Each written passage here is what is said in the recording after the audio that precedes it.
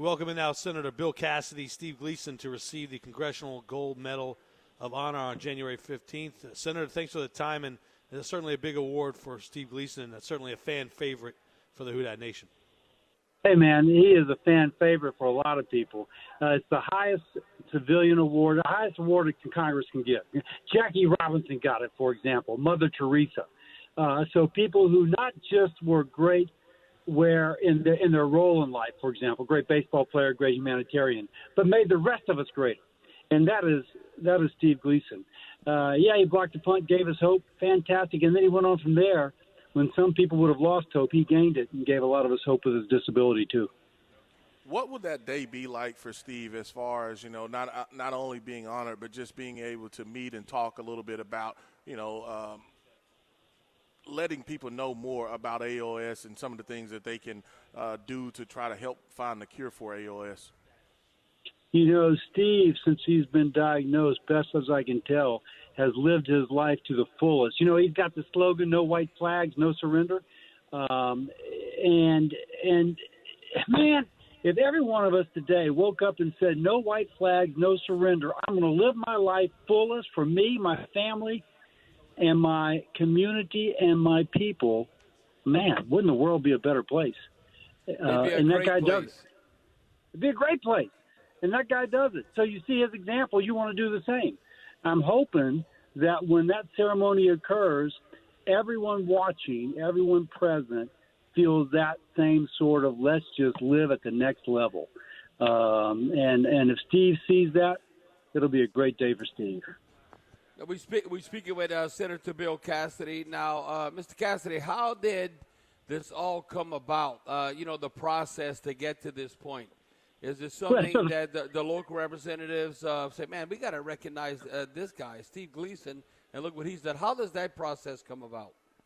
So first you meet Steve. Of course, you walk in, you think you're going to be the guy giving them encouragement. You walk out inspired. So my staff and I are talking. One of them said, well, why don't we get him a Congressional Gold Medal? And we start working through it. We say, yeah. And so we get our House members, Scalise, Cedric Richmond, others on the House side, on the Louisiana delegation to help us. He went to Washington State University. We got the Washington State delegation to help us as well. Patty Murray, the senator from Washington State's my co-lead in the Senate. And then you just started working it.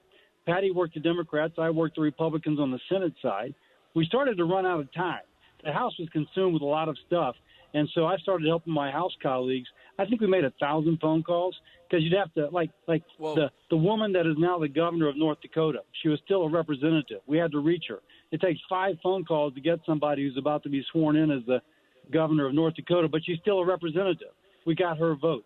At some point, you get enough votes that you get everybody's vote, and we hit that with Steve. Senator, I know it's a great, prestigious award, the Gold Medal of Honor for Steve Gleason on January 15th, but also it just once again highlights the awareness for ALS and trying to create a cure for ALS. So Steve is the first with a disability to be given the Congressional Gold Medal. And I'm a doctor. I worked for 25 years or something in Louisiana's charity hospital system. And so I've seen people respond different ways to illness. And Steve's response is an incredible response. But it's not just for folks with ALS, as great as that is, it's for people with disability. What Steve's done in particular, he has helped set up a research consortium so that people with ALS across the world can donate their information so that researchers, instead of having 1 or 2 patients to look at, can look at, 1,000 patients and get this information in to hopefully find a cure faster. In the meantime, he's worked in a local level to help provide services for people with ALS in New Orleans, for example. You go to an ALS event with Steve Gleason, you got folks from Shreveport, folks from Mississippi. He's a rock star. Senator Bill Cassidy, anything else we did not ask you that you want to make sure you throw out? No, man. That's just great for Steve. Highlights everything he's done. Not just that he's a saint, not that's just that he provided hope after Katrina, but all the hope he's provided ever since. Senator Bill Cassidy, thanks for the time. Thank you, man.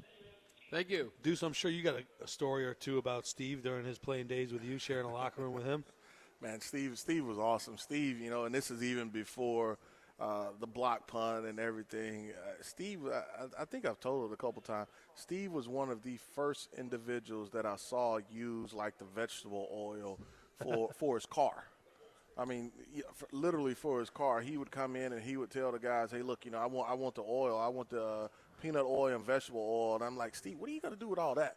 It's from a car." And that's when you knew right away, man, something wrong with this guy. Was he driving like a DeLorean, like Dr. Emmett Brown? He was driving. I can't remember what it was, but it was one where I think he and some of his buddies had changed the engine over to where it was running off of the oil and grease from the basically what you cook from, and so the other thing was like, now everybody is doing the smoothies and eating healthy. It was Steve and Scott Fujita were the first two guys. Literally, they come into the locker room and that's what they're doing. There's like, man, we don't have a blender in here. It's like, well, what? A blender? A blender where we can put some spinach. We have the raw eggs. Steve, nobody's eating that. What are you doing? And, he's got his whole meal. Real granola. He's got his whole meal right there packed up. And, he's talking about the protein that he's going to put in. It's like, man, something's wrong with you. What are you doing? I mean, this is 05, 04, 06 time. So way ahead of his time. Yeah, no doubt about it. Yeah, and, boy, I look at Steve, and, boy, when you look how too cool for school, and, I mean, he was just, like, so laid back. He would be someone that you go hang out with at Woodstock and have an unbelievable time. No doubt about it. It would be like, what? We're going to have a blast. And he was connected to the earth, and I still think he is. And he experienced his life at a different level. And, Steve Gleason is one of those poster childs that gives you hope for mankind and what he's been able to accomplish, even all this adversity that he's faced. Didn't Sean Payton write in his book something about he thought he was an equipment guy when he first got introduced to Steve Gleason? I would doubt it. I mean, like you look at him and when you looked at him as far as playing, you would never have said, "Oh yeah, he's a safety or a football player." Yeah, you never would have thought Steve Gleason though could knock a snot bubble. Oh, he was gonna knock it out. He wasn't half step. He was going same foot, same shoulder. And he was gonna bring it.